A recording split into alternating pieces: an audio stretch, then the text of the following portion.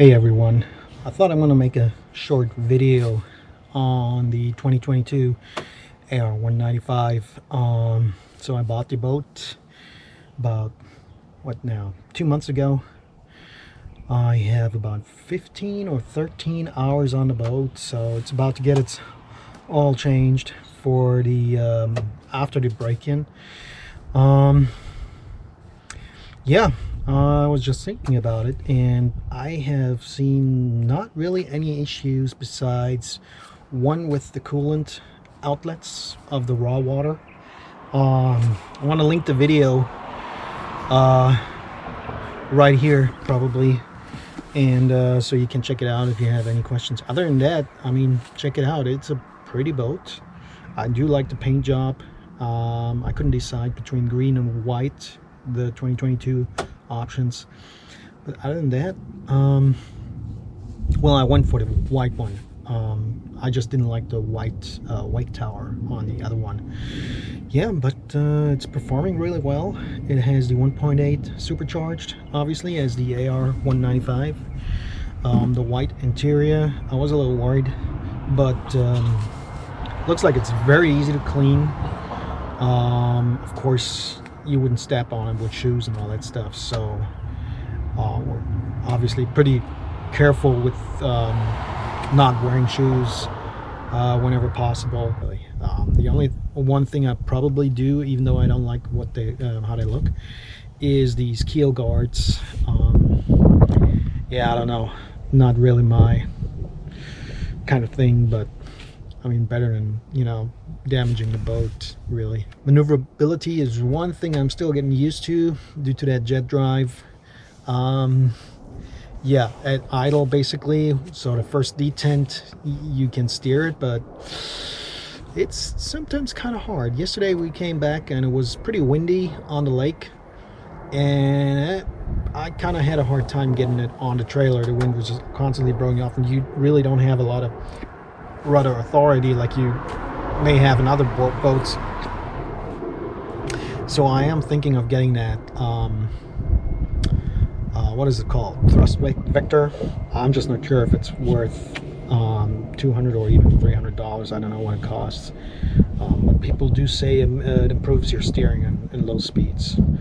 But really, that's mostly it. I mean, again, I think it's a very pretty boat.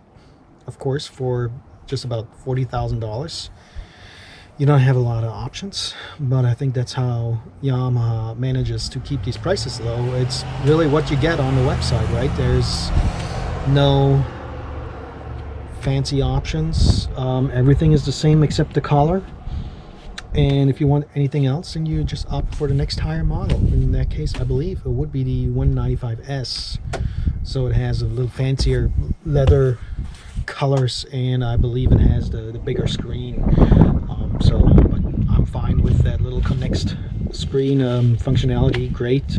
Only thing I would say, well, not only thing, that's another thing that comes to mind, is I wish that the fuel gauge was a little more accurate. I mean, okay, it's not accurate, but I mean, 40 gallons of fuel capacity, and you're down 10, 20 sometimes, and that's when it starts coming down. So you're already 3/4 or half a tank, and it hasn't even moved below 100%, or you know, and then suddenly it comes down 90, 85, 70, and so on. So in the beginning, I was like, you know, I wasn't sure if it was actually working. I mean, so I'm usually sticking to the fuel burn, which is very accurate. I just filled it up. Yesterday we burned about 10.5 gallons during the day, and that's exactly what I got in. So I'm not looking at the fuel gauge, really. I'm looking at what I've burned and then reset it every full tank, and that works great for me. Yeah, depth gauge I think works pretty well. We have two lakes here. One is very shallow, and you run into areas where you're, you know, down to 6 to 5 feet, which is a little scary. But since it's not an outboarder, you most of the time really fine, because you can't really damage much unless you get so shallow that you're sucking up rocks and stuff. So I did have sticks caught in it, you know, stuff that basically floats on the surface. You sometimes suck it up, but you do have the excess port, which is great. You just stop the engine, get in there, pull the stick out, and you're good to go. You can clearly hear it if there's something stuck in the impeller. So I hope you get a few impressions of that boat.